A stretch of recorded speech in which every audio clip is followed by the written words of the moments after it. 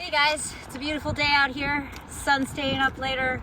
Days are getting a little bit warmer. We're heading into spring and I'm just out here on the trail doing a little run with my kids for PE. I just wanted to point out this is a perfect teaching opportunity. There's all kinds of wildlife out here. If you can see off in the distance, we have vernal pools, and a way that you can kind of combine, nature walks with education is you can observe the pools and then go home and do a little research.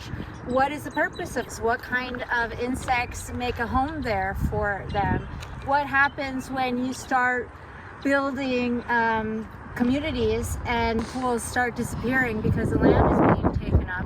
There's all kinds of different ways that you can combine subjects with homeschool and just getting out there, observing the beautiful birds that you have. I like to go to the bookstore and grab books and literature on the type of birds in the area that I live at, and the kids can point out the birds and then look it up in the bird book and learn all about it. So nature and education is all around us, and I just want to get you guys pumped up and excited to get out there, get creative, get learning, and enjoy every moment that you are homeschooling, because it's a blessing in disguise.